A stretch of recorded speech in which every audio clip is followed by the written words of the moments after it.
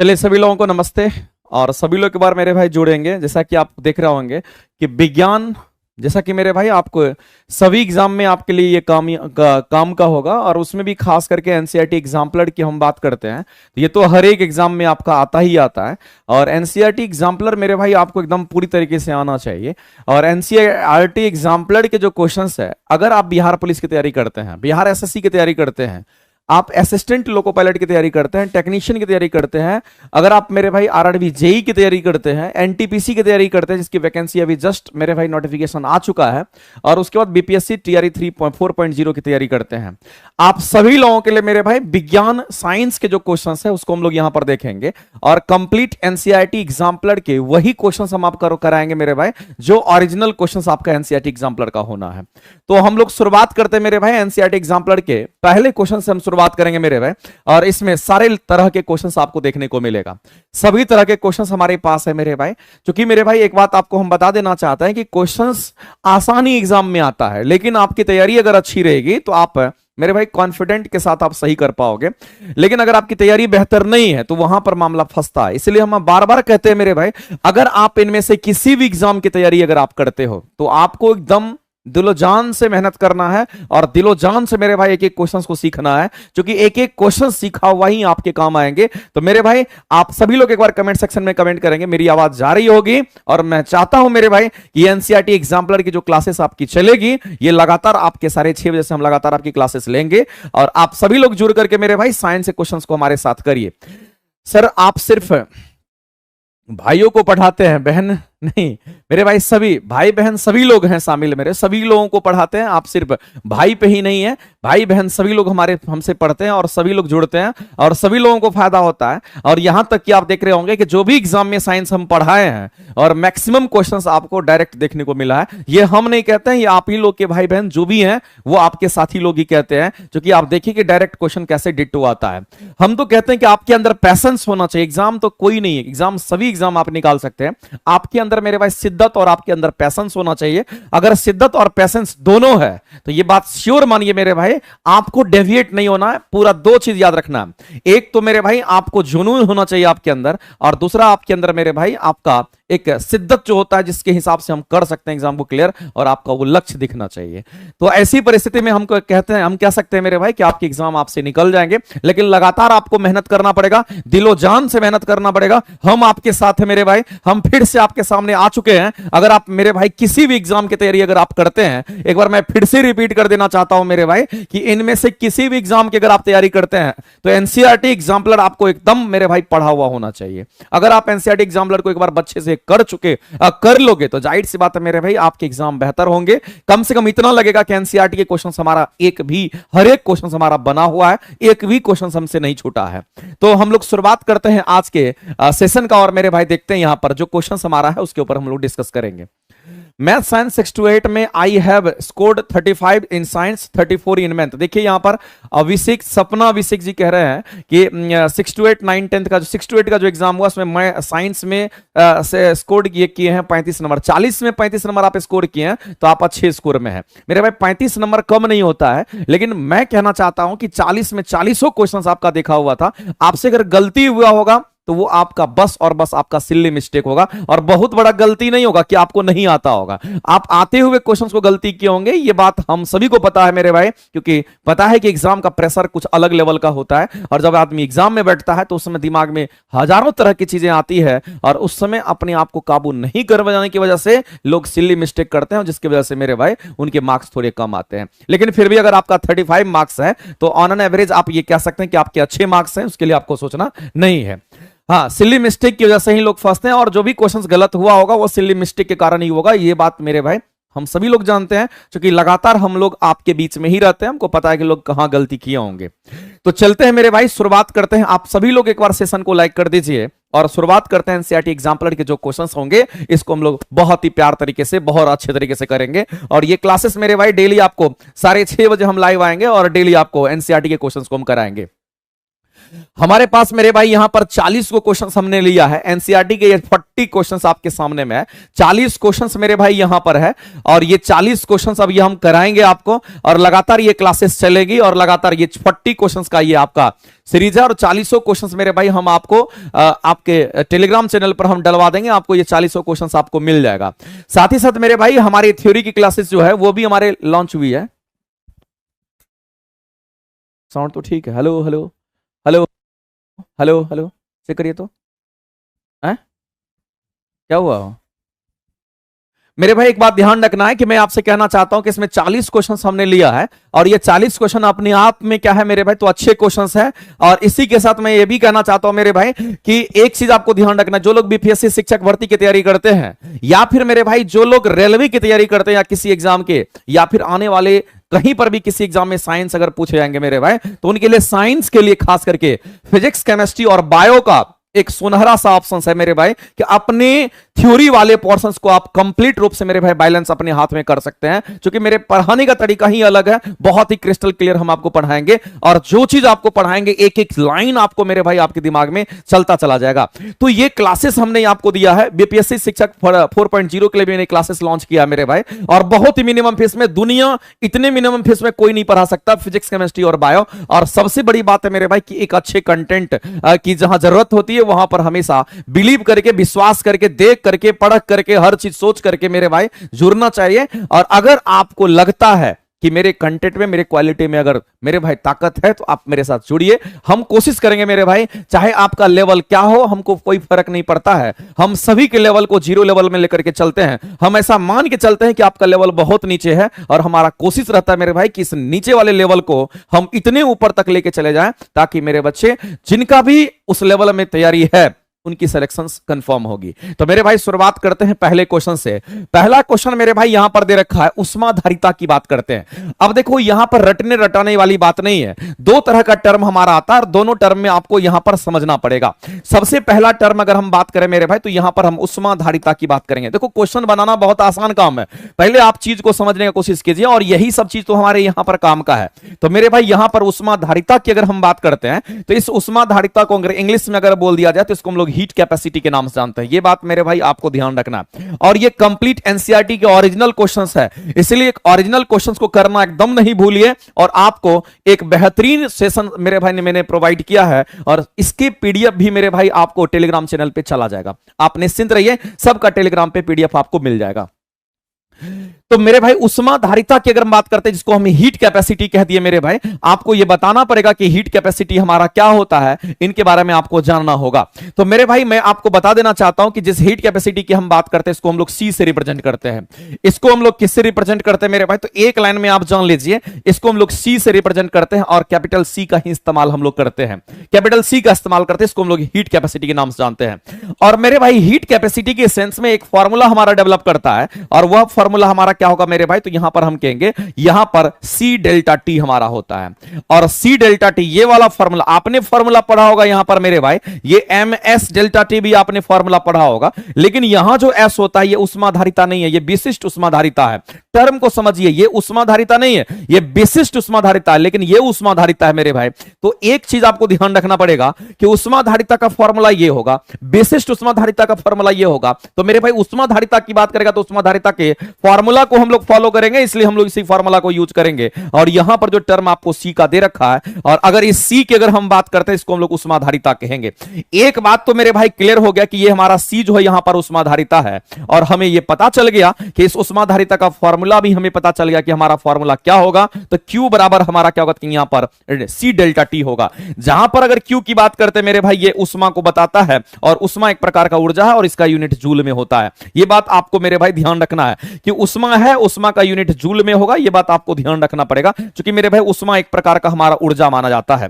अब यहां पर बात करते हैं मेरे भाई, ये तापमान में अंतर होता है। और एक चीज आपको ध्यान रखना मेरे भाई, कि जब कभी भी आपके सामने में तापमान में अंतर की बात आती है, तो एक लाइन लाइन में आप जान लीजिए कि तापमान में जो अंतर आता है उस तापमान के अंतर को हम डिग्री सेंटीग्रेड या केल्विन में लिख सकते हैं। इसमें कहीं से कोई दिक्कत नहीं है। एक लाइन में दिमाग में घुसा लीजिए, अगर तापमान में कहीं अंतर दे रखा है तो आप डिग्री सेंटीग्रेड कहिए कि केल्विन कहिए, कोई फर्क नहीं पड़ता, दोनों सेम होगा। इस बात को मेरे भाई ध्यान रखना पड़ेगा। तो तापमान में अंतर अगर आपको दे रखा है और इस तापमान में अंतर का अगर एसआई मात्रक की अगर बात करेगा मेरे भाई, तो कहेंगे तापमान में अंतर का एसआई मात्रक हम लोग केल्विन में लेंगे या फिर हम कहेंगे डिग्री सेंटीग्रेड में लेगा। सीजीएस मात्रक हमारा डिग्री सेंटीग्रेड में होगा, लेकिन तापमान में जो अंतर होता है मेरे भाई यहां पर केल्विन और डिग्री सेंटीग्रेड दोनों में आप यूज कर सकते हो, कोई दिक्कत नहीं है, ये आपस में बराबर हो जाता है। इस बात को ध्यान रखना।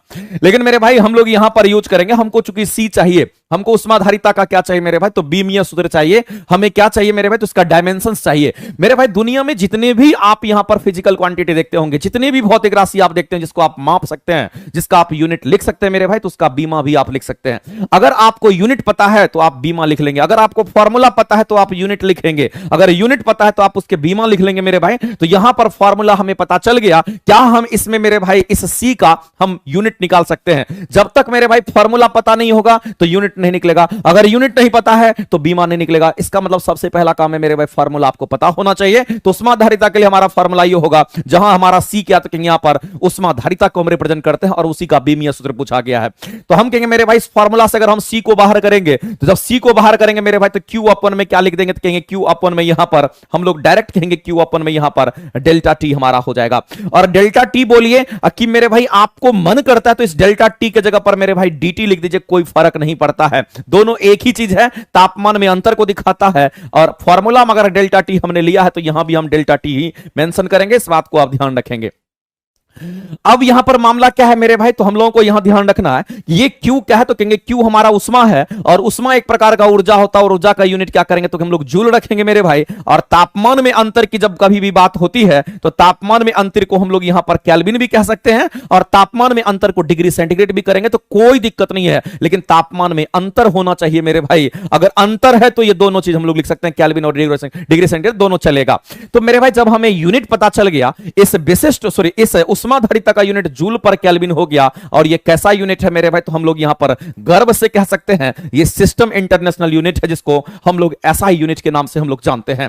अब यहां पर मामला यह है कि चलो सर मैंने यहां पर इसका एसआई यूनिट मैंने लिख लिया, लेकिन मुझे सर बीमा लिखने के लिए सिखा दो, और ये बीमा ही पूछा गया है। तो मेरे भाई जब कभी भी हम लोग बीमा लिखते हैं तो आपको यह पता होना चाहिए कि बीमा लिखने के लिए जिसका भी आप बीमा लिखेंगे उसको पहले आप ब्रैकेट में बंद कर दीजिए। तो अगर आप जिसका भी बीमा लिखेंगे मेरे भाई उसको ब्रैकेट में बंद करिए। आप यहां पर बीमा किसका लिखना चाह रहे हैं, तो आप सी का लिखना चाह रहे हैं, इसको ब्रैकेट में आप यहां पर बंद कर दीजिए। और ब्रैकेट यहां पर इंडिकेट कर रहा है कि आप उसके बीमा को लिखने जा रहे हो, लेकिन किसके बीमा को लिख रहे हो मेरे भाई, तो याद रखना हम यहां पर उष्माधारिता के बीमा को लिख रहे हैं, क्योंकि उष्माधारिता का बीमा चाहिए। और जिसका भी बीमा लिखेंगे मेरे भाई उसको ब्रैकेट के अंदर रखेंगे, और जिसका भी बीमा लिखेंगे उसके यूनिट पर हमारा नजर होना चाहिए। तो मेरे भाई अगर इसके यूनिट पर अगर नजर है, इसको जानने से पहले एक बात हम और बता देना चाहते हैं आपको मेरे भाई निडर होकर के 2-3 बात आपको याद रखना पड़ेगा। सबसे पहला चीज है क्या मेरे भाई, तो एक चीज याद रखना पड़ेगा कि कोई भी ऊर्जा की अगर बात होती है, उस ऊर्जा की अगर हम बात करते हैं तो ऊर्जा का यूनिट हमारा क्या होता है, कहेंगे ऊर्जा का यूनिट हमारा जूल होगा। और इस जूल का जो बीमा होगा मेरे भाई क्या होगा, तो डायरेक्ट याद रखना पड़ेगा mL² T⁻² होगा। ये आपको मेरे भाई डायरेक्ट याद रखना पड़ेगा। जहां भी जूल दिख गया उसका डायरेक्शन डायरेक्ट हम यहां पर बीमा को याद रखेंगे, क्योंकि मेरे भाई झोल झाल में नहीं फंसना है, क्योंकि इसका इस्तेमाल हमेशा यूज होता है। दूसरी तरीके से मेरे भाई अगर कहीं पर भी कोई भी बल की बात होती है तो बल का यूनिट हमारा न्यूटन होता है, और हम कहेंगे इसके लिए डायरेक्ट हम फॉर्मूला याद रख सकते हैं डायमेंशंस का, mL² हमारा T का पावर यहां पर -2 बन के आता है, सॉरी mLT का पावर -2 हमारा ये बन करके आता है। ये बात आपको ध्यान रखना पड़ेगा, यहां पर mLT का पावर -2 होगा। तो एक तरफ मेरे भाई ऊर्जा है, एक तरफ आपका बल है, ये सब चीज आपको याद रखना ही पड़ेगा, चाहे आप जिस भी परिस्थिति में जैसे भी याद रखिए, आपको याद रखना पड़ेगा। अगर आप याद रखते हो तो इसका फायदा मेरे भाई यहां आपको दिखेगा। हमको इसका बीमा चाहिए, हम इसके यूनिट को देख रहे हैं, जब जूल दिख रहे हैं मेरे भाई, तो जूल को देख करके ये वाला बीमा याद आ रहा है, तो हम कहेंगे डायरेक्ट सर इस फार्मूला में जैसे लिखा हुआ उसी के ऑर्डर में हम क्या करेंगे, तो यहां पर इसको अरेंज करने का कोशिश करेंगे, और सबसे ऊपर में हम mL² T⁻² लिखेंगे, चूंकि जूल के लिए मैंने लिखा है mL² T⁻² लिख देंगे। और नीचे में मेरे भाई क्या लिखा हुआ, तो कहेंगे केल्विन। और आपको पता होना चाहिए कि केल्विन को हम लोग केल्विन ही मेंशन करते हैं, इसलिए नीचे में हमारा यहां पर केल्विन रह जाएगा। और मेरे भाई जब इसको हम लोग सिंप्लीफाई अगर कर लेते हैं, तो सिंप्लीफाई करने के बाद ही हमारा हमारा क्या बन जाएगा, क्योंकि यहां पर ml स्क्वायर और t का पावर -2 और फिर हमारा k का पावर यहां पर -1 होगा, क्योंकि k अगर ऊपर जाएगा तो k का पावर -1 हो जाएगा। यानी कि फाइनली हमारे पास जो डायमेंशंस यहां पर आ गए मेरे भाई, वो डायमेंशंस हमारा क्या आ गए, कहेंगे ml स्क्वायर t का पावर -2 और k का पावर -1। आप देख लीजिए मेरे भाई इसमें से कौन सा ऑप्शन हमारा मैच कर रहा है। ये कहीं ना कहीं मेरे भाई आपको लास्ट ऑप्शन सी नंबर आपको दिख रहा होगा, यही इस क्वेश्चन के राइट आंसर्स हो जाएंगे। तो मेरे भाई एक एक चीज आपको समझना पड़ेगा। तो ये तो चलो मेरे भाई उष्माधारिता की बात होगी, कोई दिक्कत नहीं है, उष्माधारिता के बारे में मैंने यहां पर बता दिया। सर इस बैच में न्यूमेरिकल भी करवाइएगा। अच्छा न्यूमेरिकल के क्वेश्चंस भी करा देंगे, इसलिए टेंशन मुक्त रहिए। अरे न्यूमेरिकल में कुछ नहीं है, अगर मेरे साथ आप पढ़ रहे हो तो न्यूमेरिकल क्या है, थ्योरेटिकल क्या मेरे भाई, आपके जहन में सब कुछ घुसा देंगे, क्योंकि उसकी काबिलियत भी रखते हैं मेरे भाई। अगर आपके सामने आपको पढ़ाने के लिए आए हैं तो ये सोच करके आते हैं मेरे भाई कि जो भी पढ़ाएंगे बच्चे को बहुत ही क्लियर कट और बहुत ही क्रिस्टल पढ़ाएंगे। उसके लिए आप निश्चिंत रहिए, बशर्ते कि मेरे भाई ये क्लासेस एनसीईआरटी एग्जाम्पलर हम आपको डेली बेसिस पर देंगे और आपको डेली बेसिस पर अभी लाइव आना है, ठीक है। चलिए तो आगे हम बात करते हैं मेरे भाई, ये चीज आपको यहां पर ध्यान रखना है। दूसरी बात मैं आपको बताना चाहता हूं मेरे भाई कि अगर एक टर्म और होता जिसको हम लोग विशिष्ट उष्माधारिता कहते हैं, नोट करके लिख लो मेरे भाई, चूंकि ये सारे के सारे चीज काम का होता है, हम इसीलिए कहना चाहते हैं मेरे भाई कि एक एक टर्म अगर हम लोग सीखेंगे तो यहां से क्वेश्चन हमारा बन करके आता है। तो यहां पर मेरे भाई हम विशिष्ट उष्माधारिता की बात करेंगे। हम किसकी बात कर रहे हैं, तो विशिष्ट उष्माधारिता की बात करेंगे। अब मेरे भाई एक कंसेप्ट यहां पर और आता है जिसकी हम बात करते हैं। अभी तक तो आप उष्माधारिता जानते थे, लेकिन मेरे भाई अब विशिष्ट लग गया, और किसी भी चीज में अगर विशिष्ट लग जाता है और किसी भी चीज को अगर विशिष्ट बनाना होता है मेरे भाई तो कुछ नहीं करना। दूसरी बात यह समझना है कि विशिष्ट उष्माधारिता को एस से दिखाते हैं, और किसी को भी अगर मेरे भाई विशिष्ट अगर बनाना होता है तो याद रखना कि इस उष्माधारिता को हमने विशिष्ट बनाया है, तो इस उष्माधारिता की अगर हम बात करेंगे जिसको सी से दिखाते हैं, उस उष्माधारिता में मास से डिवाइड कर देंगे तो वही जो बनेगा, वही जो निकल करके आएगा, उसी को विशिष्ट उष्माधारिता के नाम से हम लोग जानते हैं। ये बात आपको ध्यान रखना है। तो मेरे भाई अगर यहां पर उष्माधारिता है, अगर इसको विशिष्ट अगर बनाना तो किससे डिवाइड करना, तो द्रव्यमान से डिवाइड करना है, और आप कहेंगे जो निकल करके आएगा उसी को विशिष्ट उष्माधारिता कहते हैं। और याद रखना मेरे भाई, विशिष्ट उष्माधारिता कहने का मतलब है उष्मा अवशोषण करने की क्षमता को बताता है। और आपको पता है कि दुनिया में जितने भी पदार्थ है, चाहे ठोस है, द्रव है, गैस है, सभी पदार्थों का अपना अपना विशिष्ट उष्मा होता है। जिसका विशिष्ट उष्मा ज्यादा होगा उसमें उष्मा अवशोषण करने की क्षमता ज्यादा होगी, जिसका विशिष्ट उष्मा का मान कम होगा उसमें उष्मा अवशोषण करने की क्षमता कम होती है। तो सबसे अधिक अगर उष्मा अवशोषण करने की क्षमता किसी पदार्थ में होता है तो याद रखना मेरे भाई वो हमारे आमने सामने, हमारे नजर के सामने हमेशा रहता है, जिसको हम पानी कहते हैं। और पानी के विशिष्ट उष्माधारिता आपको पता होना चाहिए मेरे भाई, 4200 जूल पर केजी केल्विन होता है, यानी कि 4200 जूल पर केजी केल्विन होता है, बहुत ज्यादा होता है। अगर कैलोरी में कहिएगा तो आप कहिएगा विशिष्ट उष्माधारिता कैलोरी में कितना, 1 कैलोरी पर ग्राम डिग्री सेंटीग्रेड होता है। तो मेरे भाई ये सब डेटा आपको याद रखना पड़ेगा, हर एक चीज आपके एग्जाम में रिलेट करके पूछता है।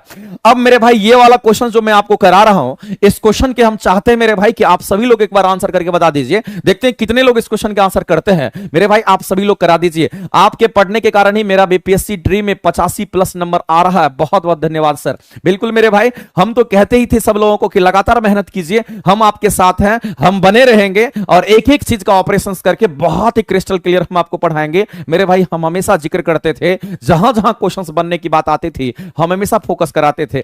आप सिर्फ मेरा वीडियो वॉच करते रहिए, चाहे वो थ्योरेटिकल वीडियो हो, चाहे वो मेरे भाई वो न्यूमेरिकल वीडियो हो, चाहे वो हमारा कैलकुलेटिव कोई भी वीडियो अगर हम क्वेश्चंस के माध्यम से अगर करा रहे हैं, सारे वीडियो को सिर्फ आप वॉच करिए, सारा वीडियो को आप फॉलो करिए। मेरे भाई साइंस में आप इतना अच्छा स्कोर करोगे कि आपको बिलीव नहीं होगा कि मेरा साइंस इतना वीक था और हम इतने अच्छे कर गए, क्योंकि मेरे भाई आपको हमेशा कॉन्फिडेंट रहना पड़ेगा।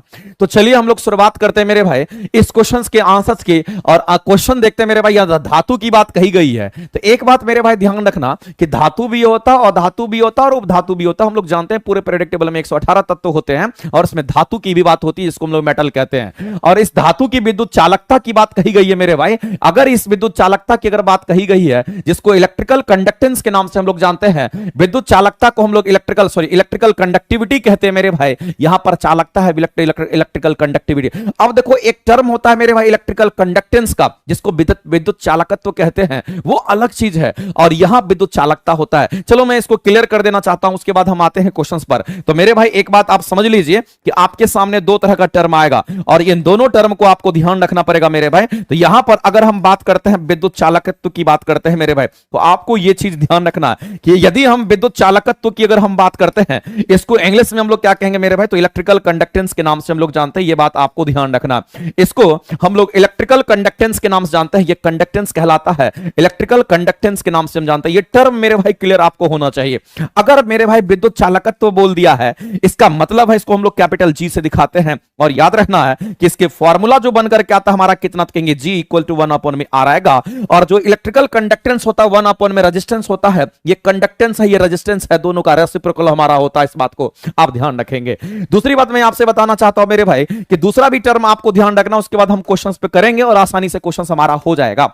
अगर मेरे भाई यहां पर विद्युत, अगर यहां पर विद्युत चालकता की अगर बात, ये चालकत्व है ये चालकता है मेरे भाई, दोनों टर्म अलग अलग है, इस बात को आप ध्यान रखेंगे। यहां पर विद्युत चालकता है, यही चीज तो है मेरे भाई कि आपको एकदम प्यार से पढ़ना है और काम करना है, और इसी को हम लोग क्या कहते हैं, इसको हम लोग यहां पर इलेक्ट्रिकल कंडक्टिविटी के नाम से हम लोग जानते हैं। इसको यहां पर क्या कहेंगे मेरे भाई, तो इलेक्ट्रिकल कंडक्टिविटी के नाम से जानते हैं। आप एक लाइन में आप जान लीजिए ये हमारा इलेक्ट्रिकल कंडक्टिविटी होगा।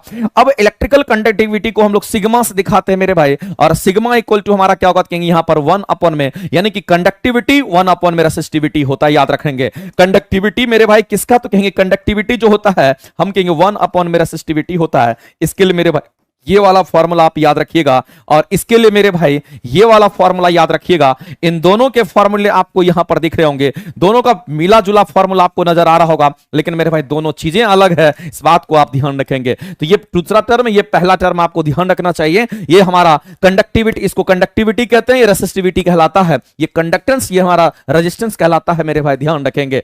इसी को प्रतिरोधकता कहते हैं, इसको हम लोग विद्युत चालकता कहते हैं, इसको हम लोग प्रतिरोध कहते हैं, इसको हम लोग विद्युत चालकत्व के नाम से हम लोग जानते हैं, ये बात आपको ध्यान रखना है। अब मेरे भाई जो क्वेश्चंस पूछा गया है वो आपको पूछा कि धातु में विद्युत चालकता घटती है, तो धातु में विद्युत चालकता कैसे घटती है, ताप के घटने से घटती है कि ताप के बढ़ने से बढ़ती है कि दाब के बढ़ने से बढ़ती है मेरे भाई, किस पर, तो आपको ध्यान रखना मेरे भाई। यहां पर इस क्वेश्चन की अगर हम बात करते हैं तो हम लोगों को एक चीज ध्यान रखना पड़ेगा, और एक चीज और बता देना चाहते हैं मेरे भाई कि किसी भी धातु के अंदर अगर हम बात करेंगे मेरे भाई कि कंडक्टिविटी को अगर बढ़ाना होता है तो आपको ध्यान रखना है मेरे भाई, उसमें डोपिंग करते हैं और डोपिंग करके उसकी कंडक्टिविटी को भी हम लोग बढ़ाते हैं। लेकिन यहां पर डोपिंग का मामला नहीं है, यहां पर ताप की मामला है मेरे भाई। तो एक चीज आप जानते होंगे, उस चीज पर हम लोग चलते हैं मेरे भाई। एक चीज हम आपको बताना चाहते हैं, सबसे पहला चीज हमारा, जब धातु की बात करें, इस धातु में विद्युत का प्रवाह होता है और इस धातु को हम लोग कंडक्टर मान के चलेंगे। तो यहां पर एक टर्म हम यहां पर बात करते हैं मेरे भाई, कंडक्टर की हम बात करते हैं, और कंडक्टर की जब हम बात करेंगे मेरे भाई तो इस कंडक्टर को हम लोग चालक कहते हैं, ये बात आपको ध्यान रखना है। और जो कंडक्टर हमारा चालक होता है,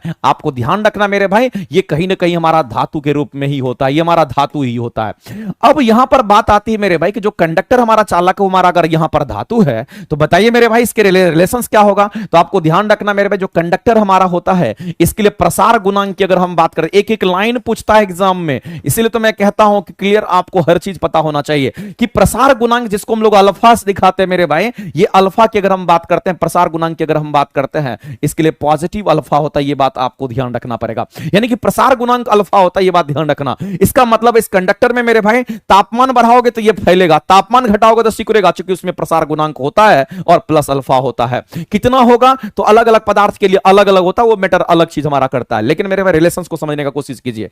अगर हम लोग रेजिस्टेंस की अगर बात करते हैं मेरे भाई, तो यहां जो रेजिस्टेंस का हमारा रिलेशंस मिलता है वो हमारा क्या मिलता है, कहेंगे टोटल रेजिस्टेंस जो हमारा होता है ओरिजिनल रेजिस्टेंस, और 1 प्लस में हमारा क्या होगा मेरे भाई, तो कहेंगे यहां पर 1 प्लस में हमारा यहां पर अल्फा टी हमारा हो जाता है। तो ये वाला जो फॉर्मूला हम आपको करा रहे हैं मेरे भाई, इस फॉर्मूला को एकदम जहन में बैठा लेना, और इस फॉर्मूला में तुम गौर से देखो मेरे भाई, आपको प्लस अल्फा दिख रहा होगा। ये प्लस अल्फा हमने इसलिए, जो कि हम चालक की बात कर रहे थे, हम धातु की बात कर रहे थे, इसलिए हमने प्लस अल्फा यहां पर लिया है। अब यहां पर मेरे भाई आप ओवरऑल देखिए तो आपको लगेगा कि आपका काम हो जाना है। अगर मेरे भाई हम तापमान को बढ़ाने घटाने की बात करें तो हम मान के चलते हैं इस टेंपरेचर को बढ़ाने की हम बात करते हैं। अब मेरे भाई अगर तापमान को बढ़ाएंगे तो जाहिर सी बात है, इस टोटल चीज को अगर देखिएगा तो टोटल हमारा कैसे मिला है, इन दोनों के कॉम्बिनेशन से मिला है। अगर हम इसको बढ़ाएंगे तो प्लस चीज बढ़ेगा, जब प्लस चीज किसी भी चीज में बढ़ता है तो टोटल मान अपने आप क्या होगा मेरे भाई, टोटल रेजिस्टेंस का मान हमारा बढ़ जाएगा। ये तो पता चल गया मेरे भाई कि तापमान के बढ़ने से जो टोटल रेजिस्टेंस का मान है मेरे भाई वो बढ़ गया, और जब टोटल रेजिस्टेंस का मान हमारा बढ़ गया मेरे भाई तो हम कहेंगे रेजिस्टेंस जो हमारा होता है रेसिस्टिविटी का क्या होता है, कहेंगे यहां पर समानुपाती होता है। और रेजिस्टेंस अगर बढ़ेगा तो ये बढ़ेगा, और अगर ये बढ़ा मेरे भाई तो हम कह सकते हैं जो हमारा इलेक्ट्रिकल कंडक्टिविटी होता है इसका मान हमारा घट जाएगा। क्योंकि आप यहां पर रिलेशंस देख लीजिए, मैं आपको बताना चाहता हूं मेरे भाई इस रिलेशंस को एकदम ध्यान में रखना है कि जो रेजिस्टेंस हमारा होता है ये समानुपाती होता है रेसिस्टिविटी का, ये भी आपको ध्यान रखना है। जैसे आप फॉर्मूला में पढ़ते होंगे R equal to rho into L upon में ए होता है, इसको कांस्टेंट आप मान लीजिए तो रो हमारा R के बराबर यानी ये समानुपाती होगा। इसलिए ये अगर बढ़ा तो मेरे भाई ये बढ़ गया, और अगर ये बढ़ा तो हम कहेंगे अगर ये मान अगर बढ़ेगा मेरे भाई तो ये मान हमारा घट जाएगा, इसलिए मैंने ऐसा लिखा है। तो क्वेश्चन मेरे भाई बारीकी से किसी पर भी पूछा जा सकता है। अब आप बताइए मेरे भाई कि विद्युत चालकता का मान अगर घटेगा, अगर इसका मान घटेगा तो जाहिर सी बात है कि तापमान बढ़ेगा, तापमान बढ़ेगा तो ये घटेगा, इसका मतलब है तापमान के बढ़ने से ऐसा हो सकता है। ऑप्शन नंबर बी आपके यहां पे राइट हो जाएंगे। ऑप्शन नंबर मेरे भाई बी आपके यहां पे करेक्ट हो गए, और आपको इसी रिदम में इसी तरीके से मेरे भाई करना है। हम आपको क्या बोलते हैं, एक एक क्वेश्चंस मेरे भाई आपके लिए है, एक एक क्वेश्चंस आपके एग्जाम में आता है, और पढ़ करके समझ करके काम कीजिएगा, एक एक चीज से रिलेटेड करके आपसे क्वेश्चन पूछेगा। आगे बढ़ते हैं मेरे भाई, अगला क्वेश्चंस के बारे में हम लोग बात करेंगे। एसिटिलीन के बारे में आप सभी लोग सुने होंगे मेरे भाई, और एसिटिलीन एक प्रकार का हमारा ज्वलनशील गैस होता है। सबसे पहला चीज तो आपको यह पता होना चाहिए, जिस एसिटिलीन की हम बात करते हैं मेरे भाई, जिस एसिटिलीन की हम बात करते हैं, जिस एसिटिलीन की हम बात करते हैं मेरे भाई, इस एसिटिलीन जिस एसिटिलीन की अगर हम बात करते हैं, ये हमारा क्या तो मेरे भाई हम कहेंगे यहां पर एसिटिलीन हमारा एक ज्वलनशील गैस होता है। ये बात आपको ध्यान रखना। ये कैसे गैस है मेरे भाई, तो आपको ध्यान रखना ये ज्वलनशील हमारा गैस होता है। और जिस एसिटिलीन गैस की हम बात करते हैं इसका केमिकल फार्मूला हमारा क्या होता है, तो याद रखना मेरे भाई इसका केमिकल फार्मूला C2H2 हमारा होता है। और अगर C2H2 हमारा है तो हम ये कह सकते हैं मेरे भाई कि अगर ये केमिकल फार्मूला हमारा C2H2 है तो हम कहेंगे इसको, अगर हम लोग इसके स्ट्रक्चर को अगर हम देखना चाहते हैं तो 2 कार्बन हम लोग लेंगे, और 2 कार्बन हम लोग ले लिया। अब मेरे भाई यहां पर ध्यान रखना है कि इस दोनों कार्बन से कितने हाइड्रोजन को जोड़ना, तो 2 हाइड्रोजन को जोड़ना है। इसका मतलब एक कार्बन के साथ ये हाइड्रोजन और एक कार्बन के साथ हमारा ये हाइड्रोजन आ जाएगा। लेकिन मेरे भाई इस कार्बन में कितने, तो कहेंगे कार्बन में वैलेंसी, कार्बन की वैलेंसी 4 होती है, तो 4 पुराना पड़ेगा। अभी तक तो मेरे भाई एक यहां पर हमारा मिला है, हमको क्या करना, तो 4 पूरा करना है। और जब 4 पूरा करने के लिए जाएंगे तो मेरे भाई यहां पर सिंगल बॉन्ड सिर्फ नहीं होगा, यहां पर सिंगल बॉन्ड नहीं होगा, यहां पर कितना बॉन्ड बनेगा मेरे भाई, तो हम कहेंगे यहां पर 3 ट्रिपल बॉन्ड का निर्माण हो जाएगा। यानी कि ये हमारा क्या तो कहेंगे इसका स्ट्रक्चर हमारा बन जाएगा। जो एसिटिलीन हमारा गैस है, ज्वलनशील गैस हमारा होता है, जो ज्वलनशील हमारा गैस होता है उसका स्ट्रक्चर हमारा कहीं ना कहीं यहीं पर आएगा। अब मेरे भाई ये पता चल गया कि एसिटिलीन गैस का स्ट्रक्चर हमारा यहां पर है, और हम सभी लोग जानते हैं मेरे भाई कि जो एसिटिलीन गैस है उसमें सिग्मा बॉन्ड और पाई बॉन्ड को हम कैसे काउंट करते हैं। अगर नहीं पता है तो आप जान लीजिए मेरे भाई कि अगर कार्बन कार्बन के बीच में या फिर किसी के बीच में भी अगर आप सिंगल बॉन्ड अगर देखते हैं मेरे भाई, तो आपको ध्यान रखना है कि सिंगल बॉन्ड में, इस सिंगल बॉन्ड में एक ही सिग्मा होता है। यह बात आपको ध्यान रखना है। अगर कहीं पर मेरे भाई डबल बॉन्ड अगर लिखा हुआ है तो यह बात समझ लेना कि इसमें एक सिग्मा तो होगा ही होगा और एक पाई बॉन्ड भी आ जाएगा। और कहीं पर मेरे भाई अगर ट्रिपल बॉन्ड की अगर बात होती है तो याद रखना कि इसमें एक सिग्मा के अलावा हमारा 2 गो पाई बॉन्ड भी होगा। तो ये सारी चीजें, ये जो इंफॉर्मेशन हम आपको शेयर करना चाहते हैं, ये सभी के सभी मेरे भाई आपके लिए काम का है। और एक एक इंफॉर्मेशन को मेरे भाई अपने अंदर समा के रखिए, क्योंकि एक एक इंफॉर्मेशन पर क्वेश्चंस है।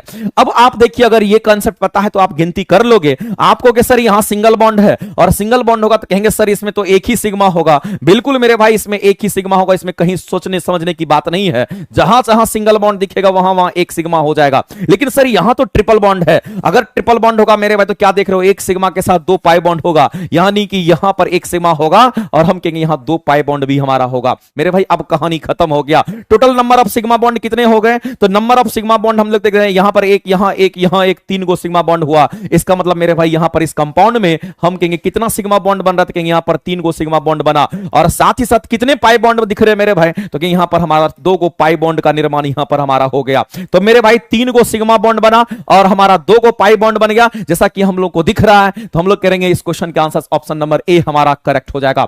अब बहुत सभी बच्चों के मन में ये पता ख्याल आता होगा मेरे भाई कि ये तो चलो सर ठीक गया, इसके फॉर्मूला को भी हम जान गए, ये एक ज्वलनशील गैस है इसको भी हम जान गए। लेकिन मेरे भाई मैं आपको बताना चाहता हूं कि इस एसिटिलीन पर सिर्फ इतने ही क्वेश्चन नहीं पूछे जाते हैं, और इससे क्वेश्चंस आपसे पूछे जाएंगे, और ये सारे क्वेश्चंस आपको पता होना चाहिए।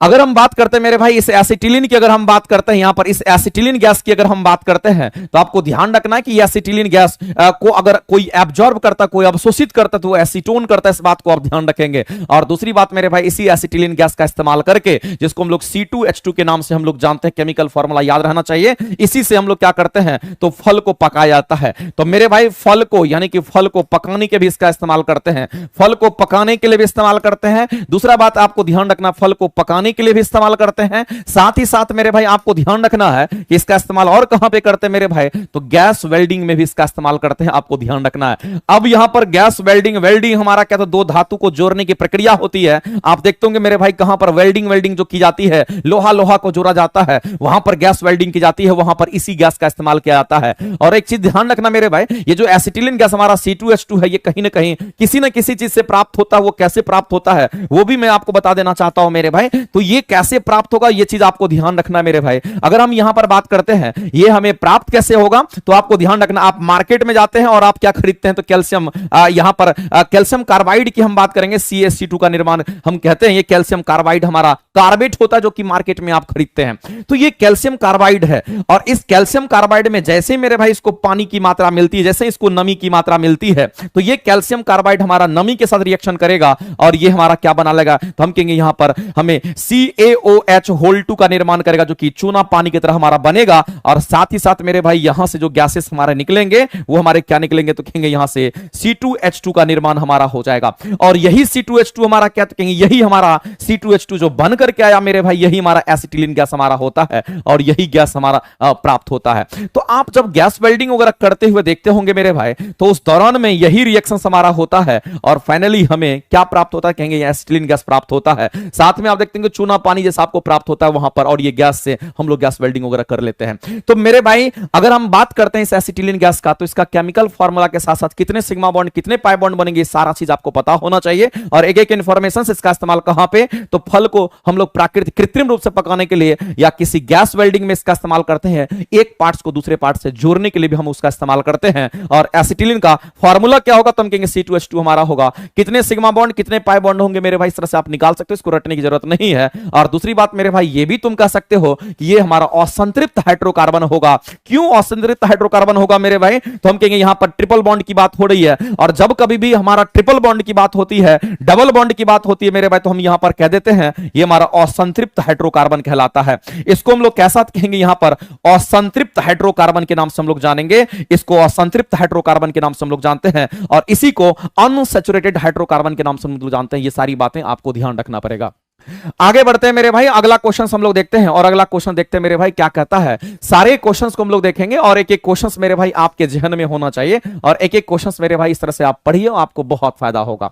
मेरे भाई एक बात मैं आपको बताना चाहता हूं कि 1000 क्वेश्चन करने से बढ़िया होता है मेरे भाई कि 500 क्वेश्चन को इतना बारीकी से पढ़ो, इतना बारीकी से पढ़ो कि जिंदगी में वो क्वेश्चन कभी सामने आ जाए तो हमसे गलती ना हो, ऐसी तैयारी होनी चाहिए। तैयारी का मतलब ये होता है, तैयारी का मतलब ये नहीं होता कि 5000 क्वेश्चन सिर्फ बना रहे हैं और गलतियां 1000 हो रही है।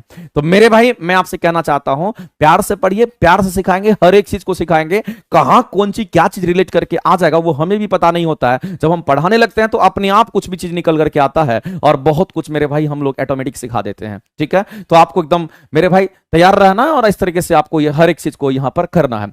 आगे चलते मेरे भाई, अगला क्वेश्चन हम लोग यहां पर देखते हैं। अगला क्वेश्चन है मेरे भाई, यहां सिलेक्ट लाइन की हम बात करेंगे। सिलेक्ट लाइन हमारा CaOH2 को ही सिलेक्ट लाइन के नाम से हम लोग जानते हैं।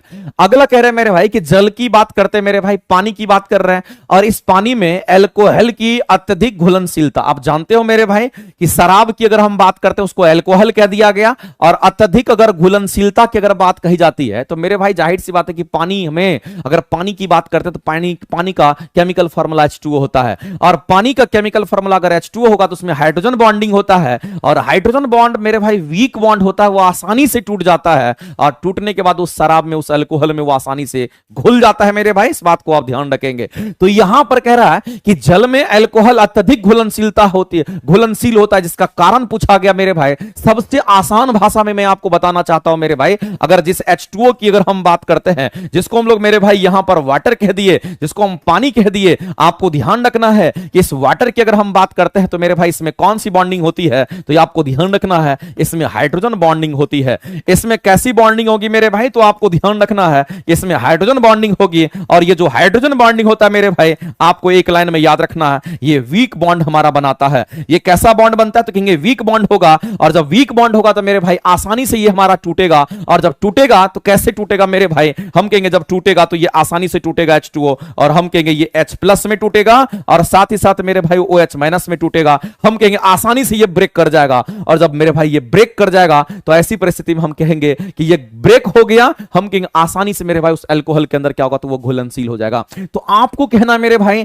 ये वीक बॉन्ड के कारण ही आसानी से टूटा है, तो यहां पर कहीं ना कहीं मेरे भाई यहां पर इसकी बॉन्डिंग जो है इतनी वीक होती है, और हाइड्रोजन बॉन्ड हमारा बनता है, और हाइड्रोजन बॉन्ड की जो स्ट्रेंथ होती है, जो मजबूती होती है, वो काफी कम होती है, और आसानी से मेरे भाई टूट जाता है, और टूटने के कारण हम कहते हैं उसमें घुलनशील हो जाता है। इसलिए जल से हाइड्रोजन बंध के कारण हमारा ऐसा होता है, हम कहेंगे जल से हाइड्रोजन बंधन के कारण ये क्या करता है मेरे भाई, आसानी से उसमें घुल जाता है। इस बात को आप ध्यान रखेंगे। तो यहां हमारा हाइड्रोजन बॉन्ड बनता है, यहां कहीं पर भी हमारा कोवैलेंट बॉन्ड का निर्माण नहीं होगा मेरे भाई, यहां पर कहीं भी हम कह सकते हैं कि हमारा यहां पर आयनिक बॉन्ड नहीं बनेगा। हम कहेंगे मेरे भाई हाइड्रोजन बंध के कारण हमारा ऐसा पॉसिबल होता है। इस बात को आप ध्यान में रखेंगे।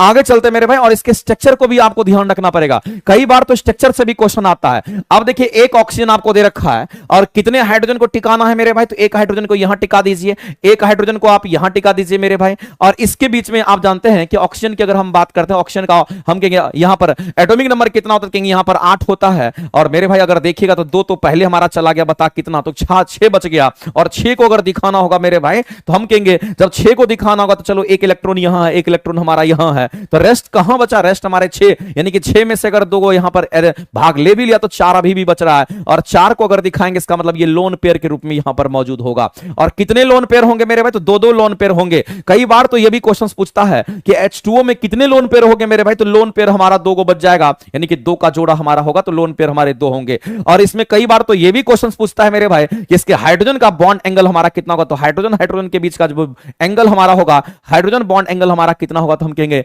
यहां पर इसके बॉन्ड एंगल की अगर हम बात करते हैं मेरे भाई, अगर इसके बॉन्ड एंगल की अगर हम बात करते हैं जो कि हमारा थीटा के रूप में होता है, और ये बॉन्ड एंगल हमारा कितना होगा, तो आपको बताना होगा मेरे भाई ये हमारा 104, यहां पर 104 आप कह सकते हैं मेरे भाई 104 डिग्री हमारा 5 मिनट के बराबर होता है, यानी कि 105 डिग्री के आसपास हमारा ये होता है। ये बॉन्ड एंगल आपको पता होना चाहिए। इतना होता, कई बार ये भी क्वेश्चन आपके एग्जाम में आया हुआ है, पूछता है स्ट्रक्चर भी पूछता है, कितने लोन पेयर होंगे वो भी आपसे पूछता है। आगे चलते मेरे भाई, अगला क्वेश्चन देखते हैं कि जब एक उदासीन परमाणु की बात कही गई है, एक बात मेरे भाई याद रखिएगा कि उदासीन परमाणु अगर कह दी गई है, तो उदासीन परमाणु एक ऐसे परमाणु होते हैं मेरे भाई जिसमें इलेक्ट्रॉन की संख्या, प्रोटॉन की संख्या, न्यूट्रॉन की संख्या, इलेक्ट्रॉन की संख्या, प्रोटॉन की संख्या, परमाणु संख्या बराबर होता है। यही एक उदासीन परमाणु में इलेक्ट्रॉन की संख्या, प्रोटॉन की संख्या, परमाणु संख्या तीनों बराबर होता है। लेकिन उदासीन को छोड़ करके अगर कोई कैटायन है या फिर कोई एनायन है जिस पर नेगेटिव आयंस है, जिस पर पॉजिटिव आयंस है मेरे भाई, उसमें कभी भी इलेक्ट्रॉन बराबर नहीं हो सकता परमाणु संख्या, प्रोटॉन संख्या के बराबर। यह बात आपको ध्यान रखना है। तो मेरे भाई सबसे पहले तो हम फोकस करेंगे किस पर, हम सबसे पहले मेरे भाई यहां पर उदासीन पर फोकस करेंगे। और उदासीन परमाणु की अगर बात कही गई है मेरे भाई, तो आपको यह ध्यान रखना है कि उदासीन परमाणु की अगर बात कही गई है तो यह डेफिनेशन से होता है कि उदासीन परमाणु की जब बात होती है मेरे भाई, तो आपको ध्यान रखना है कि इस उदासीन परमाणु के लिए कंडीशंस मेरे भाई काफी इंपॉर्टेंट है। ये कंडीशंस इसके लिए एकदम काफी इंपॉर्टेंट है। ये कंडीशंस यानी कि ये शर्त काफी इंपॉर्टेंट है मेरे भाई। ये शर्त क्या है, क्योंकि इसमें हमारा जो यहां पर प्रोटॉनों की संख्या होगी मेरे भाई, वही हमारा इलेक्ट्रॉन की संख्या होगी, और वही हमारा परमाणु संख्या होता है। इस केस में तो मेरे भाई एकदम आपको ध्यान रखना पड़ेगा। लेकिन ये स्पेशल केस है, ये स्पेशल केस में होता है। और स्पेशल केस हम इसलिए कह रहे हैं क्योंकि मेरे भाई ये हमारा उदासीन है, ये हमारा कैसा कहेंगे यहां पर उदासीन है। तो जब कभी भी मेरे भाई आपके सामने में उदासीन परमाणु की बात होती है, जब कभी भी उदासीन परमाणु की बात आती है, तो आप ये मान के चलना कि जो प्रोटॉनों की संख्या होगी वही इलेक्ट्रॉन की संख्या, वही परमाणु संख्या भी होगी। ये कंडीशंस है, ये शर्त है, ये एकदम होगा ही होगा, इसमें कोई दो मत नहीं है। आपको ये डायरेक्ट याद रखना पड़ेगा। लेकिन पॉजिटिव चार्ज आयन से, किसी कैटायन से, किसी एनायन पर मेरे भाई हम कहेंगे कि परमाणु संख्या प्रोटॉनों की संख्या के बराबर हो सकता है, लेकिन इलेक्ट्रॉन बराबर नहीं होगा, क्योंकि अगर कोई पॉजिटिव आयंस होता है या कोई नेगेटिव आयंस होता है, इसका मतलब है किसी में इलेक्ट्रॉन की कमी हो जाती है और किसी में इलेक्ट्रॉन ज्यादा हो जाते हैं मेरे भाई। ये बात आपको ध्यान रखना पड़ेगा। तो ये चीज मेरे भाई यहां पर है। अब यहां पर बोला गया कि जब एक उदासीन परमाणु को हम धनायन में परिवर्तित करते हैं, तो आप मेरे भाई यहां पर देख लीजिए कि कोई उदासीन परमाणु है, उसको क्या बना दिया गया मेरे भाई, तो उसको धनायन में परिवर्तित कर दिया गया। इसका मतलब है कि वो धनायन कहने का मतलब है उसमें से इलेक्ट्रॉन को बाहर कर दिया गया। किसको बाहर कर दिया मेरे भाई, तो हम कहेंगे इलेक्ट्रॉन को। जैसे एग्जांपल के तौर पे आप समझ सकते हैं, कोई भी एलिमेंट आप ले लीजिए, से मान लेते हैं मेरे भाई हम मैग्नीशियम ले लिए, और मैग्नीशियम की परमाणु संख्या कितनी है, तो कहेंगे 12 है मेरे भाई। अगर हम मान लेते हैं कि मैग्नीशियम यहां पर हमारा उदासीन है और ये एक न्यूट्रल हमारा एलिमेंट है, अगर ये उदासीन है तो हम कह सकते हैं मेरे भाई, गर्व से कह सकते हैं, इसमें जितने परमाणु संख्या है उतना ही प्रोटॉनों की संख्या होगी और उतने ही इलेक्ट्रॉन की संख्या होगी, क्योंकि ये न्यूट्रल है मेरे भाई, हम आसानी से कह सकते हैं। अगर मेरे भाई इसमें कहना होगा कि कितने इसमें हमारे इलेक्ट्रॉन बनेंगे, किसमें इसमें प्रोटॉन बनेंगे, तो आप यहां से कह सकते हो कि इलेक्ट्रॉन हमारे 12 होंगे। कितने प्रोटॉन होंगे, क्योंकि प्रोटॉन भी हमारा 12 होगा। कितने परमाणु संख्या होंगे मेरे भाई, तो कहेंगे यहां पर परमाणु संख्या की सर अगर बात कर लीजिएगा तो यहां पर परमाणु संख्या भी हमारा कितना हो जाएगा, कहेंगे 12 ही हो जाएगा।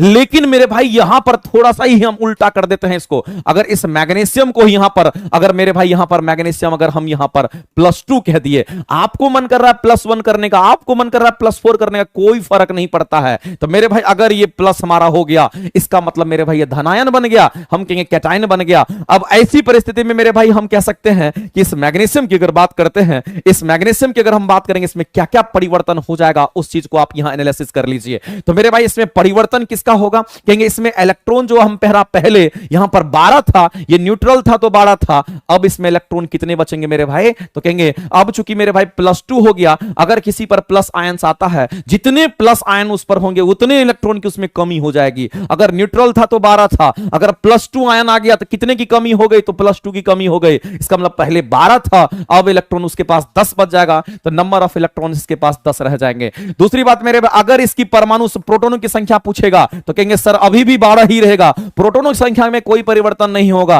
अगर इसके परमाणु संख्या की बात करेगा मेरे भाई, तो हम कहेंगे परमाणु संख्या में भी कोई अंतर यहां पर नहीं होना है, परमाणु संख्या में भी कोई अंतर नहीं होना है, और वो भी हमारा कितना होगा, कहेंगे 12 ही रहेगा। तो मेरे भाई इलेक्ट्रॉन की संख्या बढ़ सकती है, घट सकती है। अगर प्लस आयन आएगा तो घटेगा और माइनस आयन आएगा तो बढ़ेगा। जितना प्लस उतना घटेगा, जितना माइनस होगा उतना बढ़ेगा। ये बात आपको ध्यान रखना। इसीलिए मैंने यहां पर रिलेट करके और यहां से रिलेट करके मैंने आपको बताया मेरे भाई, इस न्यूट्रल से हमको कैटायन बनना है, इससे ये बनना, तो इलेक्ट्रॉन में कमी हुई है। किस में कमी हुई है मेरे भाई, तो हम कहेंगे उसमें इलेक्ट्रॉन की कमी हुई है। और जब किसी में इलेक्ट्रॉन की कमी होती है मेरे भाई, तो उसका आकार छोटा होता है। जितने इलेक्ट्रॉन ज्यादा होंगे उतना सेल बड़ा बनेगा, और जितना सेल बड़ा बनेगा मेरे उतना आकार बड़ा होगा। आप ही कह सकते हैं मेरे भाई, आप बता दीजिए कि अगर इलेक्ट्रॉन की कमी हुई है तो सेल की कमी होगी। जब सेल की कमी होगी तो आकार छोटा होगा, और अगर आकार छोटा होगा तो उसकी त्रिज्या भी छोटी हो जाएगी। तो मेरे भाई हम कह सकते हैं कि अगर कैटायन बना दिया गया तो ऐसी परिस्थिति में उसका आकार कैसा हो जाएगा, कहेंगे यहां पर छोटा हो जाएगा। एक लाइन में आप कह दीजिए, क्या उसकी परमाणु संख्या मेरे भाई घट गई? बिल्कुल भी नहीं। क्या उसकी परमाणु संख्या बढ़ गई? बिल्कुल भी नहीं। मेरे भाई आप यहां पर देखिए, परमाणु संख्या पहले जितना था उतना ही हमारा है। क्या बदल गया, तो कहेंगे उसका आकार छोटा हो गया। ये चीज सिर्फ बदल गया। ठीक है, तो मेरे भाई एक चीज आपको ध्यान रखना है, यहां पर उसका आकार कैसा होगा, कहेंगे यहां पर घट गया। ऑप्शन नंबर सी हमारे राइट होंगे। हमको लग रहा है मेरे भाई ये सब चीजें आपको क्लियर हो गया होगा। आगे चलते हैं, अगला क्वेश्चन मेरे भाई देखते हैं। और आइसोटोन्स की बात कही जा रही है। तो मेरे भाई आइसोटोन्स को आइसोन्यूट्रॉनिक भी कहते हैं। दोनों टर्म सेम है और मेरे भाई, और दोनों की फीलिंग्स एक समान होती है, दोनों को समझना भी आपको एक तरीके से है। अगर हम यहां पर आइसोटोन की अगर हम बात करते हैं, आपको एक बात ध्यान रखना मेरे भाई, अगर हम यहां पर किसकी बात कर रहे हैं, अगर हम यहां पर आइसोटोन की अगर हम बात करते हैं तो इसी आइसोटोन को मेरे भाई आइसोन्यूट्रॉनिक भी कहते हैं। ये बात आपको ध्यान रखना है। इसी आइसोटोन को हम लोग आइसोन्यूट्रॉनिक के नाम से भी जानते हैं, आइसोन्यूट्रॉनिक के नाम से भी जानते हैं। तो जिस आइसोटोन की हम बात कर रहे हैं, जिस आइसोटोन की हम बात कर रहे हैं, उसको आइसोन्यूट्रॉनिक भी हम लोग कहते हैं मेरे भाई। ऐसा हम क्यों कह रहे हैं, समझना गौर से।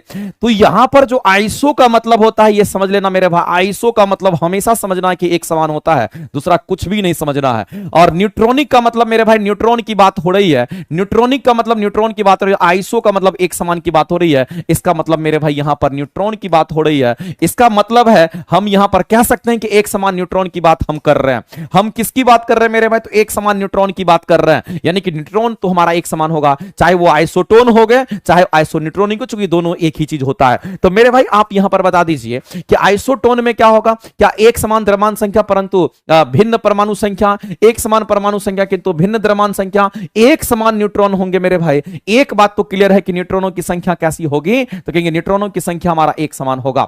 लेकिन मेरे भाई न्यूट्रॉनों की संख्या एक समान है, लेकिन यहां पर भिन्न परमाणु संख्या होंगे, तथा मेरे भाई द्रव्यमान संख्या की अगर हम बात करेंगे तो परमाणु संख्या और द्रव्यमान संख्या की अगर बात करेंगे मेरे भाई, तो ये हमारा कैसा होगा? कहेंगे हमारा एक समान नहीं, भिन्न भी हो सकता है। तो मेरे भाई एक चीज आपको ध्यान रखना है कि एक समान क्या होगा? कहेंगे एक समान न्यूट्रॉनों की संख्या होगी, लेकिन यहां पर अगर हम बात करते हैं किसके, तो परमाणु संख्या और द्रव्यमान संख्या की बात अगर करेंगे तो ये हमारा क्या होगा? कहेंगे भिन्न हो जाएगा। इस क्वेश्चन का अगर आंसर करेंगे तो ऑप्शन नंबर सी हमारे राइट हो जाएंगे।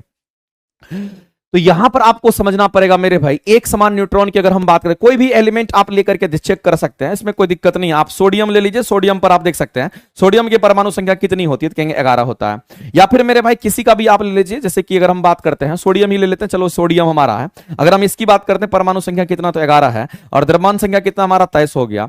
तो मेरे भाई अगर हमें न्यूट्रॉनों की संख्या समान करनी है, तो न्यूट्रॉनों की संख्या हमारा समान कैसे होगा? तो कहेंगे ऐसे ही कुछ एलिमेंट ढूंढने पड़ेंगे जिसमें हमारा न्यूट्रॉनों की संख्या समान मिलेगा, लेकिन परमाणु संख्या द्रव्यमान संख्या दोनों का अलग अलग होगा। और कुछ ऐसे न्यूट्रॉनिक हमारे होते हैं, कोई भी एक ऐसा एलिमेंट होगा मेरे भाई जिसकी परमाणु संख्या द्रव्यमान संख्या अलग अलग होगा, लेकिन दोनों का डिफरेंस जो है मेरे भाई एक समान होगा। तो वैसे तत्व को हम लोग कहते हैं आइसोन्यूट्रॉनिक तत्व कहते हैं, या फिर उसी को आइसोटोन्स भी हम लोग कहते हैं। ये बात आप प्लस की हम बात कर लेते हैं, साथ ही प्लस मेरे भाई यहां पर हम मैग्नीशियम 2+ की हम बात कर लेते हैं।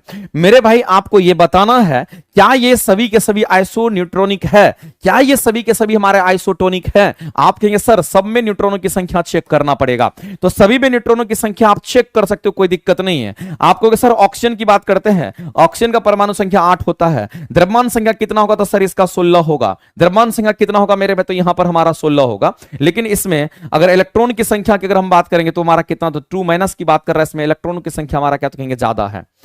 तो मेरे भाई अगर हम लोग इसको देखना चाहेंगे तो कैसे हम लोग इसको यहां पर वेरीफाई करेंगे? तो अगर हम यहां पर बात करते हैं कि परमाणु संख्या तो सबका क्या क्या हो जाएगा मेरे भाई, तो हम कहेंगे यहां पर परमाणु संख्या कितना, तो ऑक्सीजन की बात करेंगे तो 8 ही रहेगा।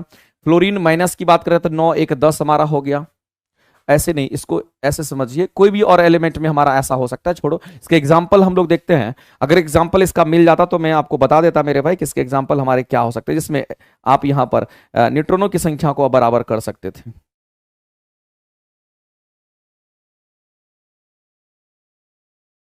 एक मिनट मेरे भाई, आपके एग्जाम्पल का व्यवस्था हम कर रहे हैं।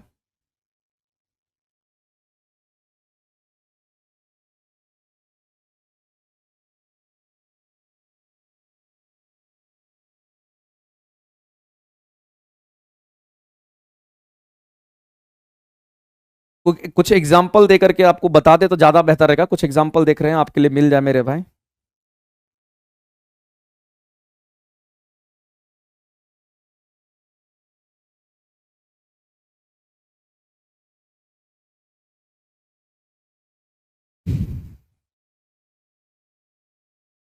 देखिए एक एग्जाम्पल मेरे भाई मिला है, उस एग्जाम्पल की हम बात करते हैं। इसके लिए एग्जाम्पल आइसोटोन्स का, इसी को मैं क्लेरिफाई कर देता हूं। एक एग्जाम्पल मेरे भाई यहां पर है, जैसे कि मान लेते हैं हमारा ऑक्सीजन दे रखा है, और ऑक्सीजन की अगर बात करते हैं परमाणु संख्या हमारा कितना, तो हम लोग जानते हैं 8 होता है। द्रव्यमान संख्या कितनी? 16 होगा। और दूसरा हमारा क्या, तो कहेंगे यहां पर नाइट्रोजन की हम बात करेंगे, नाइट्रोजन का हमारा 7, और इसके द्रव्यमान संख्या कितने? तो मेरे भाई 15 होता है, 2 गुणों के बराबर। और कार्बन का परमाणु संख्या 6 होता है, द्रव्यमान संख्या कितना? तो हम कहेंगे यहां पर 14 हो गया। तो मेरे भाई कार्बन के आइसोटॉप्स होते हैं जिसका द्रव्यमान संख्या 14 भी होता है, आपको ध्यान रखना, इसलिए इन्हें की कंफ्यूज करना उसमें। अब यहां पर मेरे भाई अगर ऐसा लिखा हुआ है तो क्या इसमें न्यूट्रॉनों की संख्या सब में एक समान है? और न्यूट्रॉनों की संख्या अगर निकालते तो कैसे निकालते हैं? द्रव्यमान संख्या में से प्रोटॉनों की संख्या को घटा दीजिए। अगर इसमें से इसको घटा दीजिएगा तो न्यूट्रॉनों की संख्या कितनी मिल जाएगी? तो कहेंगे 8 मिल मिल जाएगा। इसमें से मेरे भाई फिर यहां घटा दीजिए, न्यूट्रॉनों की संख्या कितनी मिल जाएगी, 15 में से 7 जाएगा तो हमारा 8 मिल गया। फिर मेरे भाई इसको इसमें से घटा दीजिए, न्यूट्रॉनों की संख्या कितनी होगी, तो 8 हो गया। मेरे भाई हम कह सकते हैं ये तीनों के तीनों जो तत्व हमारे सामने में है, ये तीनों के तीनों तत्वों की अगर हम बात करते हैं मेरे भाई, और ये तीनों के तीनों जो तत्व हमें दिखाई दे रहा है, ये सभी के सभी हमारे आइसोटोन्स हो गए, ये सभी के सभी हमारे आइसोटोन्स हो गए। तो मेरे भाई आप क्या देख रहे हैं कि सभी का न्यूट्रॉनों की संख्या एक समान है, एक समान न्यूट्रॉन की संख्या है, लेकिन सभी के परमाणु संख्या नीचे वाले वो कहते हैं सभी के परमाणु संख्या और सभी के द्रव्यमान संख्या मेरे भाई क्या है, अलग अलग है। तो आपको लिखा हुआ है कि भिन्न परमाणु संख्या तथा मेरे भाई भिन्न द्रव्यमान संख्या होगा। तो सबका परमाणु संख्या और द्रव्यमान संख्या भिन्न भिन्न है, लेकिन न्यूट्रॉनों की संख्या एक समान है। ऐसे तत्वों को आइसो न्यूट्रॉनिक कहते हैं, ऐसे तत्वों को आइसोटोन्स के नाम से हम लोग जानते हैं।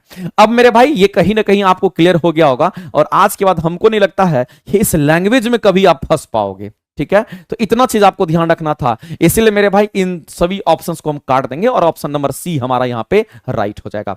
आगे चलते मेरे भाई, अगला क्वेश्चन आपके सामने दे रखा है और प्रकाश की उपस्थिति में बोला है मेरे भाई, प्रकाश की उपस्थिति में बोला है जो टॉलिन हमारा होता है, टॉलिन हमारा स्ट्रक्चर होता है मेरे भाई, टॉलिन की क्लोरीन से प्रतिक्रिया अगर करा देते हैं तो हमें क्या प्राप्त होता है। तो मेरे भाई एक बात आपको ध्यान रखना कि इससे जो हमें प्राप्त होगा उसको बेंजाइल क्लोराइड के नाम से हम लोग जानते हैं, लेकिन टॉलिन का मेरे भाई आपको स्ट्रक्चर पता होना चाहिए। अगर टॉलिन की अगर बात करते हैं तो हमारा साइक्लिक कंपाउंड होता है, और साइक्लिक कंपाउंड कहने वाला मेरे भाई एरोमेटिक कंपाउंड होता है, ये बात आपको ध्यान रखना है। साइक्लिक कंपाउंड यानी कहने वाला एरोमेटिक कंपाउंड होगा, ये चीज अब मेरे भाई आपको ध्यान रखना है। और जिस एरोमेटिक कंपाउंड की हम बात कर रहे हैं, जिस एरोमेटिक कंपाउंड की हम बात कर रहे हैं मेरे भाई, ये चीज भी आपको यहां पर ध्यान रखना पड़ेगा कि एरोमेटिक कंपाउंड जो हमारा यहां पर है, अगर इस एरोमेटिक कंपाउंड की बात करते हैं मेरे भाई, तो टॉलिन का जो स्ट्रक्चर होता है उसको आप यहां पर ध्यान रखेंगे। क्योंकि टॉलिन की ही बात कर रहा है तो ये हमारा यहां पर क्या कहेंगे, यहां पर टॉलिन की बात करेंगे। और मेरे भाई जो टॉलिन का स्ट्रक्चर होता है इसमें हमारा यहां पर एक मिथाइल ग्रुप हमारा लगा हुआ रहता है, इसको CH3 कहते हैं। अब कह रहा है मेरे भाई कि ये किसके प्रेजेंस में, तो कहेंगे यहां पर आपको ध्यान रखना है, यहां पर मेरे भाई क्लोरीन के प्रेजेंस में कह रहा है कि क्लोरीन से विक्रिया कराते हैं, यानी कि क्लोरीन से विक्रिया कराते हैं। किसके प्रेजेंस में बोल रहा है मेरे भाई, तो आप कहेंगे यहां पर सूरज के प्रकाश यानी कि सनलाइट के प्रेजेंस में, यानी कि मेरे भाई प्रकाश की उपस्थिति में। तो हम कहेंगे यहां पर सनलाइट का हम यहां पर क्या करते हैं, तो हेल्प ले लेते हैं। तो सनलाइट के प्रेजेंस में जब क्लोरीन के साथ किसी टॉलिन का हम रिएक्शन कराते हैं मेरे भाई, तो हमें क्या बनेगा, तो कहेंगे यहां पर बेंजाइल क्लोराइड का निर्माण होगा। और ये बेंजाइल क्लोराइड हमारा क्या होगा, तो हम कहेंगे कुछ इस तरह से हमारा ये निर्माण होगा, बेंजीन, और फिर हम कहेंगे यहां पर एक CH2 ग्रुप, और इसी से हमारा क्लोरीन अटैच हो जाएगा, और इसी को हम लोग क्या कह देंगे, इसी को हम लोग यहां पर बेंजाइल क्लोराइड के नाम से हम लोग जानते हैं। इसी को हम लोग क्या कहेंगे मेरे भाई, तो यहां पर बेंजाइल क्लोराइड के नाम से हम लोग जानते हैं। तो कई बार ये क्वेश्चंस पूछता है मेरे भाई कि बेंजाइल क्लोराइड का स्ट्रक्चर क्या होगा, तो CH2Cl लगा हुआ रहेगा, और ये एरोमेटिक कंपाउंड हमारा साइक्लिक कंपाउंड होगा, इसी को बेंजाइल क्लोराइड कहते हैं। लेकिन किसके प्रेजेंस में, सनलाइट के प्रेजेंस में। आपको ध्यान रखना कि क्लोरीन के साथ रिएक्शन करवाएंगे तो ये क्लोरीन अगर हमारा यहां पर हम कहेंगे इलेक्ट्रॉन एफिनिटी वाला तत्व होता है, और ये क्या करेगा, यहां से हाइड्रोजन को रिप्लेस कर देगा, और ये क्या करेगा, इसके साथ अटैच हो जाएगा, और ये CH2Cl का निर्माण कर लेगा, एक हाइड्रोजन हमारा गैस बाहर निकल जाएगा। तो मेरे भाई यहां पर किसका निर्माण करता है, कहेंगे यहां पर बेंजाइल क्लोराइड का निर्माण करता है। ये बात आपको यहां पर ध्यान रखना। तो ये एक आपका फेमस इक्वेशन है मेरे भाई, और ये एक फेमस चीज इसलिए है क्योंकि कई बार मेरे भाई टॉलिन का स्ट्रक्चर भी पूछा गया है, और कई बार मेरे भाई ये रिलेशंस को भी पूछा गया है, और कई बार कैसे बनता वो भी आपसे पूछा गया है, और ये बेंजाइल क्लोराइड का स्ट्रक्चर क्या होता है ये भी आपसे पूछा गया क्वेश्चंस में। तो मेरे भाई आप ध्यान रखेंगे कि इस क्वेश्चन का आंसर करेंगे ऑप्शन नंबर हमारा बेंजाइल क्लोराइड ही यहां पर राइट हो जाएगा। आगे चलते हैं, अगला क्वेश्चन मेरे भाई एक थर्मामीटर की बात अगर करते हैं, तो एक बात आपको ध्यान रखना मेरे भाई कि जिस थर्मामीटर की हम बात करते हैं, अगर मेरे भाई इस थर्मामीटर की अगर हम बात करते हैं, ये जो हमारा थर्मामीटर यहां पर दिख रहा है, अगर इस थर्मामीटर की हम बात करते हैं तो आपको एक चीज ध्यान रखना पड़ेगा मेरे भाई कि जिस थर्मोमीटर की हम यहां पर बात कर रहे हैं, जिस थर्मोमीटर की हम बात करते हैं मेरे भाई, इस थर्मामीटर में एक पदार्थ हमारा ऐसा भरा होता है जिसको हम कहते हैं कि पाड़ा, जिसको हम कहते हैं मेरे भाई पाड़ा। अगर पाड़ा आपके पास नहीं है, अगर मेरे भाई पाड़ा आपके पास नहीं है, तो पाड़ा के जगह पर गैलिस्टन जैसा पदार्थ को आप भर सकते हैं। गैलिस्टन एक पदार्थ होता है जिसमें गैलियम वगैरह मिक्स होता है, कि इस पाड़ा के जगह पर हम लोग गैलियम को इस्तेमाल कर सकते हैं। क्योंकि गैलियम जो होता है मेरे भाई, वो गैलिस्टन जो गैलियम वगैरह से बनता है, वो गैलियम हमारा रूम टेम्परेचर से ज्यादा तापमान पर लिक्विड अवस्था में आ जाता है, इसलिए उसको यूज करते हैं। तो मेरे भाई जो पाड़ा है, इस पाड़ा की अगर बात करते हैं तो पाड़ा तो एक प्रकार का हमारा क्या कहेंगे, धातु है। और दूसरी बात आपको ध्यान रखना मेरे भाई, ये रूम टेम्परेचर की जब हम बात करते हैं, जब मेरे भाई यहां पर रूम टेम्परेचर की हम बात करते हैं, तो ये रूम टेम्परेचर पर हमारा कैसा होता है, कहेंगे द्रव अवस्था में पाया जाता है। रूम टेम्परेचर मेरे भाई ये द्रव अवस्था में पाया जाता है, द्रव अवस्था में पाया जाता है। ये बात आप सभी लोग जानते होंगे, इसमें किसी को कोई शक नहीं होगा, इतना बात तो मेरे भाई सभी को पता होगा।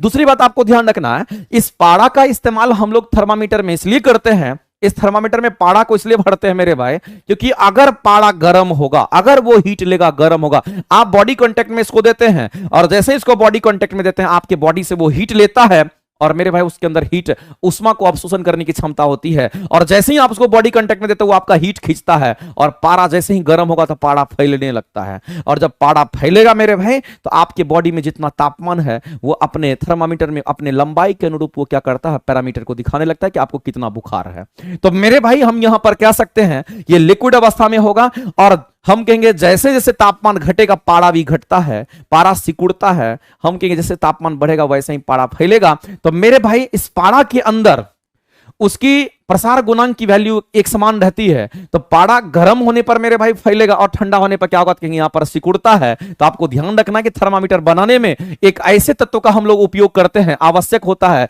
जो मेरे भाई क्या होगा, हम गर्म या ठंडा करने की अगर बात करेंगे तो इन दोनों परिस्थिति में उसमें क्या होगा मेरे भाई, समान परिवर्तन होगा, यानी कि समान एक्सपेंशन होगा, वो समान फैलेगा। लेकिन अगर आपके पास थर्मामीटर में मेरे भाई पारा का ऑप्शन नहीं है, अगर मान लेते हैं कि यहां पर पारा नहीं है, तब आप किसका इस्तेमाल करेंगे मेरे भाई, तो यहां पर आपको ध्यान रखना है गैलिस्टन का इस्तेमाल करते हैं। और ये जो गैलिस्टन हमारा बन करके आता है मेरे भाई, इसमें गैलियम वगैरह हमारा पाया जाता है, इस बात को आप ध्यान रखेंगे। तो गैलिस्टन भी हमारा पदार्थ होता है, लेकिन आपको याद रखना है हमारे रूम टेम्परेचर से ज्यादा तापमान पर ये हमारा द्रव अवस्था में होता है। ठीक है, आज थोड़ा सा लेट हो गया मेरे भाई, इसके बाद रीजनिंग की क्लासेस आपकी होनी है, लेकिन आपको हम बता देना चाहते हैं आज हम इतने ही क्लास क्वेश्चन करके अभी छोड़ देंगे, लेकिन ये क्लासेस आपको डेली 6:30 बजे लाइव आना है और हम कोशिश करेंगे आपको ज्यादा से ज्यादा क्वेश्चन कराएं। आज थोड़ा सा मेरे भाई सब कुछ में लेट हो गया, लेकिन कल से 6:30 बजे आप सभी लोग लाइव आइएगा, 6:30 बजे से लगातार क्लासेस आपको चलेगा। ये क्वेश्चन का पीडीएफ हम आपको प्लेटफॉर्म बाय नवीन कुमार सिंह टेलीग्राम चैनल है उस पर हम डलवा देते हैं और यही क्वेश्चन 40 क्वेश्चन का पहले हम डिस्कशन कराएंगे, आप इसको निकाल भी सकते हैं और ये अभी तुरंत हम इसको अपलोड करवा देते हैं टेलीग्राम पे। ठीक है, बहुत बहुत धन्यवाद मेरे भाई, मिलते हैं हम लोग फिर कब, हम लोग कल मिलेंगे 6:30 बजे, आप लाइव आइए, फिर साइंस के क्वेश्चन एनसीईआरटी को देखेंगे।